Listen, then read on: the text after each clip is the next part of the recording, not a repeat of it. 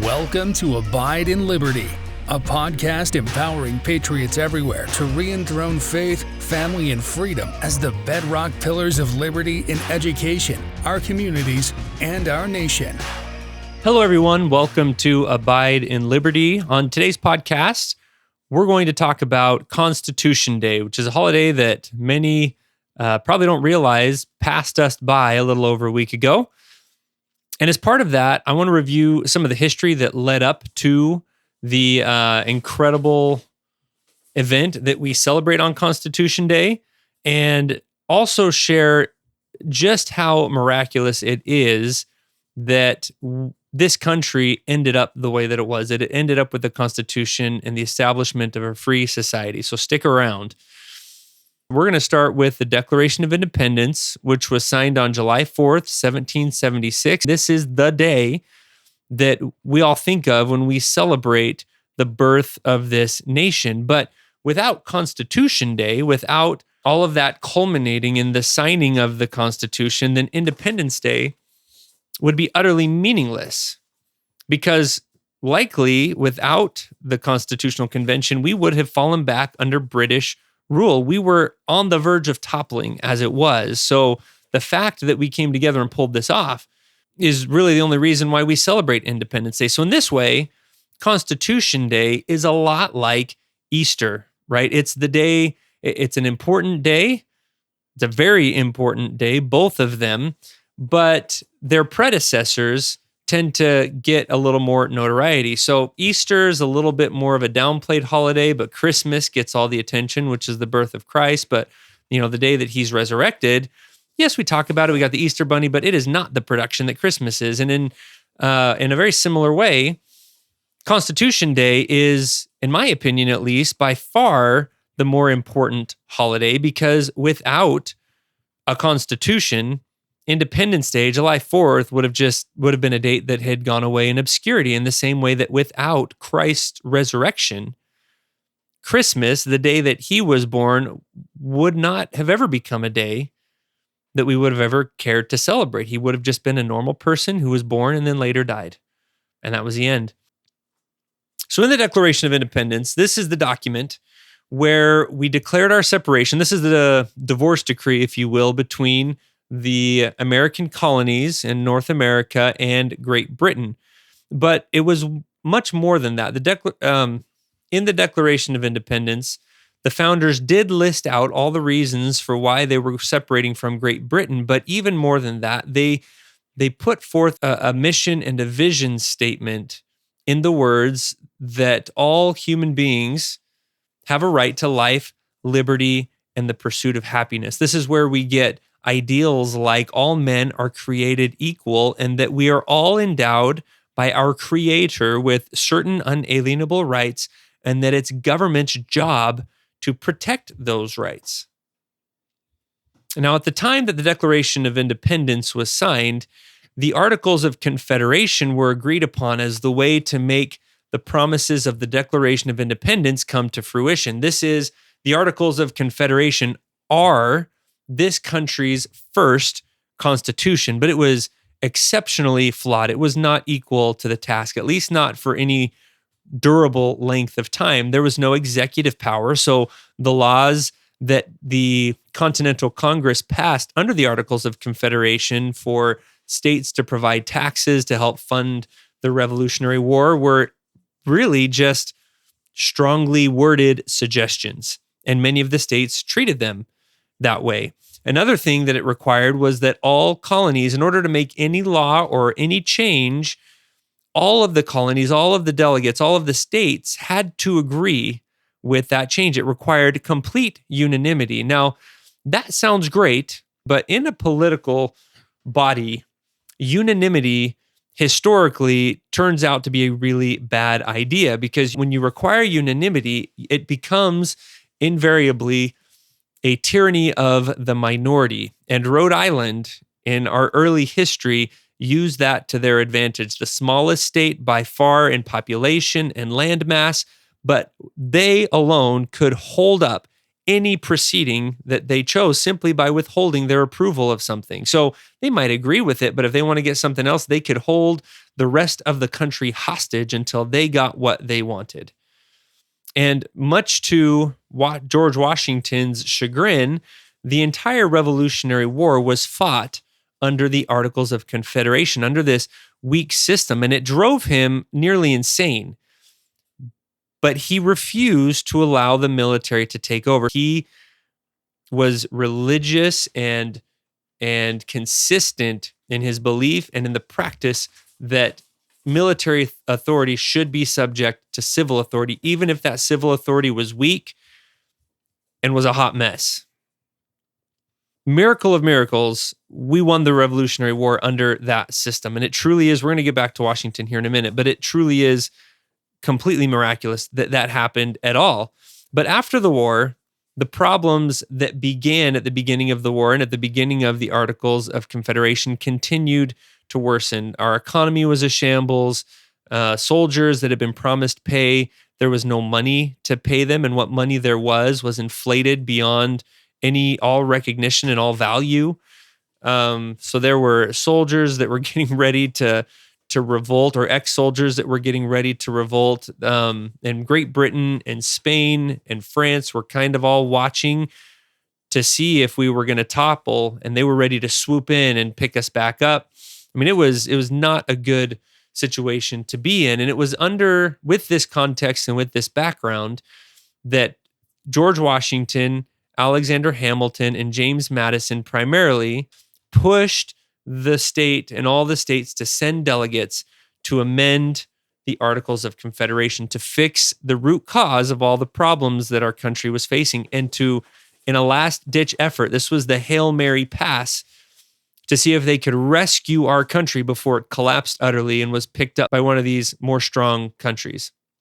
So it was that every state, except I believe Rhode Island, so remember we talked about there, sent delegates to the Constitutional Convention during the miserable, hot summer in Philadelphia of 1787. Delegates came from around the country. Many arrived days or weeks after it was supposed to start, so they weren't able to even get started on time. And all of them came with the idea, or with the mandate from their states, that their only authority during this constitutional convention, or actually they didn't call it the Constitutional Convention, then during this meeting of delegates, they were only to amend the Articles of Confederation. They were under strict orders not to do anything besides that. George Washington, Alexander Hamilton, and James Madison, though, came with a very different idea. They knew, and they were right, that the Articles of Confederation were broken, they were not fixable, and that to fix them would require something brand new. They'd have to start from scratch. So right at the beginning, as soon as they had a quorum, enough states to get started, they did, and they unveiled the plan, which was the real plan, and that was to craft a new constitution. Start over, start from scratch. And what they did was they swore everyone to secrecy. They closed the windows, they shuttered the windows, and remember, this is in the middle of summertime. It was hot, it was humid, and you've now got dozens of delegates crammed into this room, all wearing woolen suits and doing the wig thing. This was not a pleasant experience. And they kept the proceedings secret, not because they thought they were doing something bad. They knew they were going to have to share what they were doing at some point, but they wanted to give the delegates freedom to voice their actual thoughts and to not be constantly reporting back to the press and getting locked into positions because they'd already spoken out loud. They knew that they were subject to those temptations and to those tendencies, and they wanted to make sure that they all felt comfortable changing their minds. Now, as you can imagine, that secrecy made many of the states and many in the United States suspicious of what they were doing. And by the time they were done, it was, I think, pretty well known that they were likely doing something more than just amending the Articles of Confederation. But their plan worked. And after months of intense debate and compromise, they had put together a cohesive plan for governance that the Declaration of Independence was silent on. The Declaration of Independence said, here's where we want to go, and this is what we want to be, but it didn't say anything about how to get there. The Articles of Confederation tried it, they failed, and it was time for something new. Real quick, before we move on, if you have received any benefit from these podcasts, if you've learned something and you think that others would find some benefit from this as well, please take a moment to rate and review the podcast. Or if you're watching this on YouTube, give this video a like and hit the subscribe button so you don't miss anything. Use whatever notification bell or thumbs up button is available to you right now. And by the way, if there's something you would like me to address or questions that you've had, please make sure and include those in the comment section so I can address those in future episodes. On September 17th, 1787, 11 years after signing the Declaration of Independence, the delegates put their names to the Constitution, and this is the day that we celebrate. Now, this isn't because this is the day that that Constitution took effect. Remember, they were only given authority to amend the Articles of Confederation. So these signatures on the Constitution on September the 17th were not binding on the nation. They didn't have delegated authority from the people to do this, and they weren't about to try and cram it down people's throats. That would have been wrong. But they did put their names to this and their reputations to this and say with those signatures that we with. And so it was that the Constitution went to the different states. Each state appointed a convention where the Constitution was read and debated. And after 9 months of scrutiny in each state, and after countless speeches, both for and against the Constitution, the ninth state ratified the Constitution. And at that point, the United States of America, as we know it today, was born. Now, even that, the ratification of the Constitution was not the end of it, because many states would not agree to ratify the Constitution without an oath or a commitment or a pinky swear from the first Congress that they would go and put a Bill of Rights into the Constitution, things that the government would never be allowed to touch. Now, that I've talked about this before, the mere fact that that our nation would accept this document on a pinky swear from politicians, no less, is truly remarkable. But that just goes to show the virtue and the integrity that these men had, and that they had so abundantly that the citizens of this country felt they could trust it. And oh, if we could get back to that point. Now, it would take another 3.5 years from the ratification, from that ninth state ratifying the Constitution, before the Bill of Rights would be ratified. But they kept their promise, and thank goodness that those who pushed for a Bill of Rights did, and that those who promised they would do it followed through, because history has shown the wisdom of specifically outlining things that the government can't touch, especially in today's day and age, because those, every single one of them, it seems like, are under attack like we've never seen before. But September the 17th, 1787, none of the rest of that, the ratification nor the Bill of Rights and the prosperity that came from it, would have ever happened had those delegates not come together, set aside, many of them, their egos and personal interests, to think about the future generations of their country, not just their next election cycle, but they crafted something that they knew would stand the test of time, or at least they hoped that it would. They were looking well beyond the span of their own years. And that event in and of itself, that constitutional convention, there's a book that was written called The Miracle at Philadelphia, and it's all about the Constitutional Convention, but calling it a miracle is not an understatement. Not an understatement. And in fact, I would probably call it the miracles at Philadelphia, because there were many miracles that happened to make that work in the first place.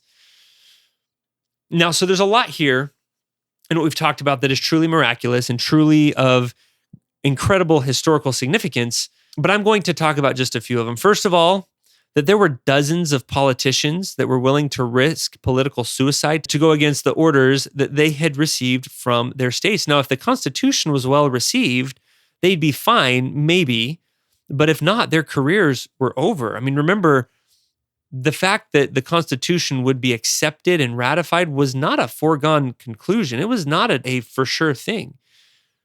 That to have that many people willing to come together and put it all on the line like that It's truly remarkable. That's miracle number one. The second miracle is the fact that there was a thoughtful creation of government. That almost never happens. Normally, governments live and die based on whims and fancies of the day. So we saw that with the French Revolution. They had a document similar to the Declaration of Independence, and they had a revolution that many thought paralleled our own until the heads started to roll. But when things got out of control, they immediately just latched on to this strong military figure in Napoleon Bonaparte as their savior. There was no thoughtful deliberation. This was a knee-jerk reaction, an act of desperation just to stop the chaos and the pain that they were feeling at the time. There's only a couple instances that I can recall where somebody or a group of people sat down and deliberately crafted their form of government. There may be others, but they're incredibly rare. One of them is the implementation of the reign of the judges in the Bible. There is a similar instance in the Book of Mormon where a king, not under duress and not under force of arms or threat of rebellion, but just because he was a good guy, sat down and initiated a reign of judges similar to what had happened in the Bible. And then you have the American experiment where it wasn't just one guy, one king or one prophet that did this, but it was dozens of men who came together to thoughtfully craft a government.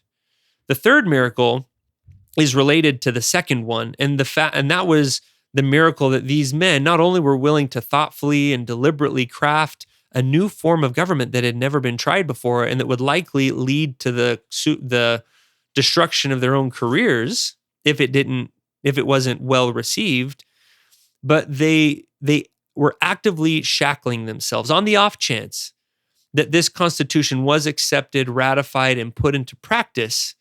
The Constitution, these are men that in all likelihood would become very popular through the acceptance of the Constitution and would be at the top of the list for taking leadership roles and governing roles in this new government. But despite that fact, they willingly shackled themselves with checks and balances. They knew human nature and relied on their interpretation of human nature so thoroughly that they saw in themselves the temptation to abuse power, and they built protections not only just against future government abuses or the abuses of future leaders and politicians, but against themselves.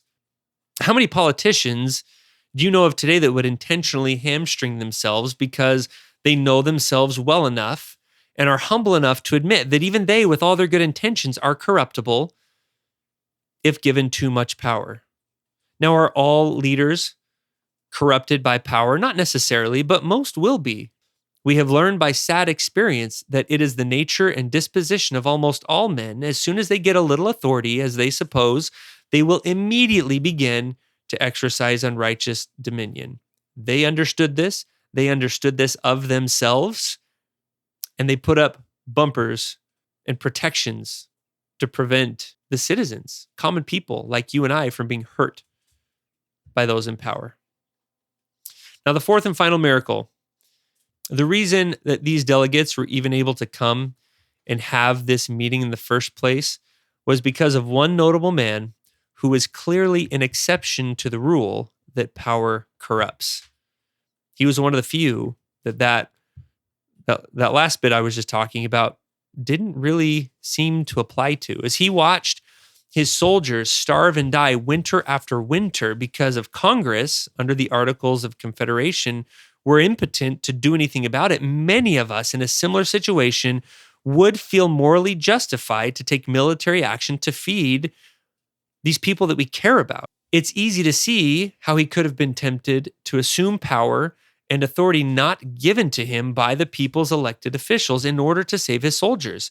But he had the self-control in those most trying and distressing of circumstances to say no, to not seize power that was easily within his grasp. And because he was maybe the only man alive who would have said no to seizing that power, we didn't end up with a military dictatorship like France did with Napoleon Bonaparte. Instead, a few years after the end of the war, elected officials were allowed to meet and thoughtfully construct a new government. Now, for all these reasons, military leaders refusing to usurp power, even when morally justified, apparently anyways, and elected leaders risking careers, and those same leaders being humble enough to shackle themselves and protect American citizens from their own corruptibility. Because of all of these, the Constitutional Convention was able to be held in the first place. Wilford Woodruff said, "Those men who laid the foundation of this American government and signed the Declaration of Independence were the best spirits the God of heaven could find on the face of the earth. They were choice spirits, not wicked men."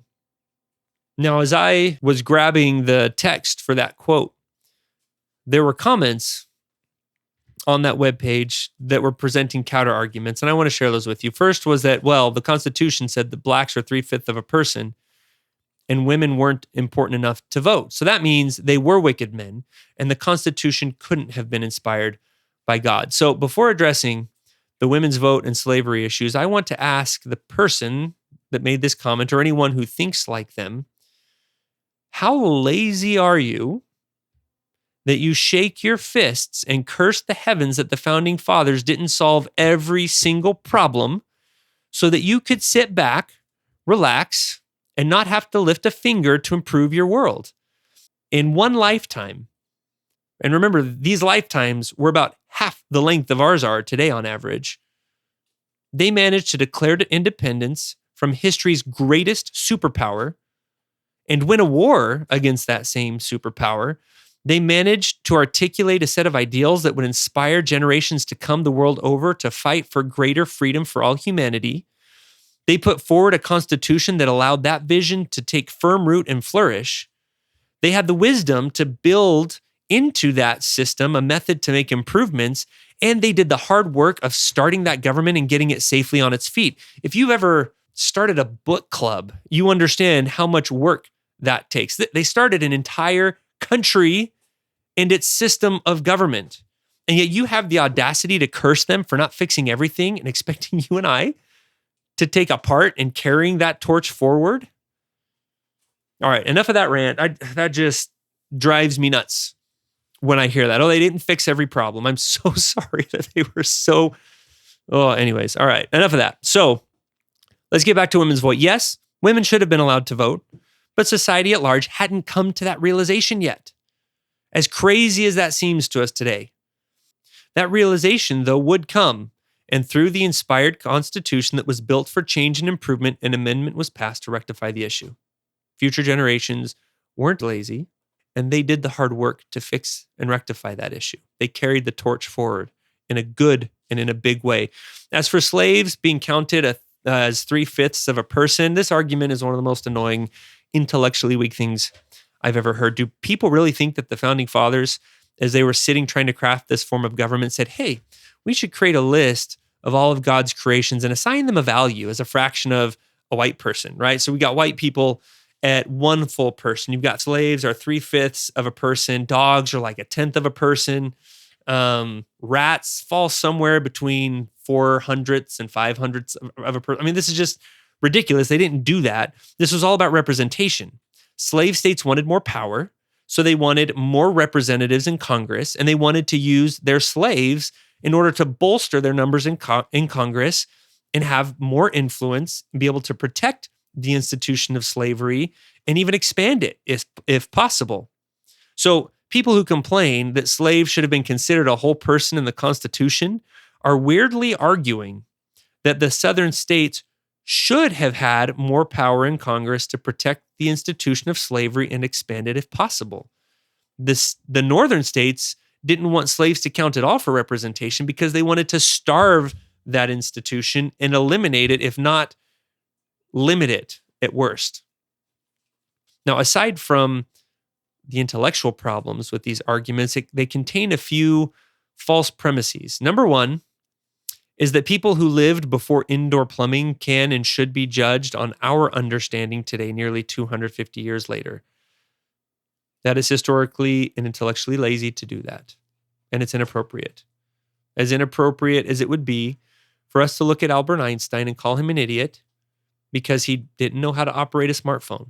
because he lived and died before they were even in existence. Fallacy number 2 is that the founding fathers were not perfect.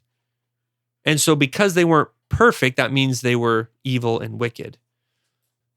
And premise number 3 is that God can't use imperfect people. And of course he can. That's all he has to work with. And as Jeffrey R. Holland once said, that must be extremely frustrating for him. But he makes do with what he has.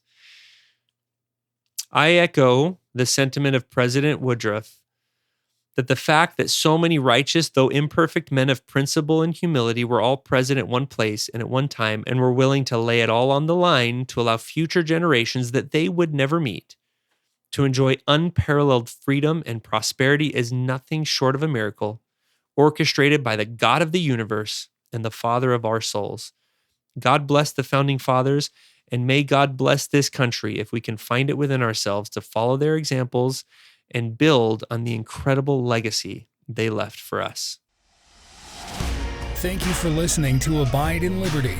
Make sure you subscribe so you don't miss any future episodes, and share this with friends and family. In the meantime, keep up with the show online at abideinliberty.com. Also, if you'd like to help our K-12 bless and educate more families, contact us by visiting libertyyouthacademy.org. Until next time, be on the alert, stand firm in the faith, and be strong.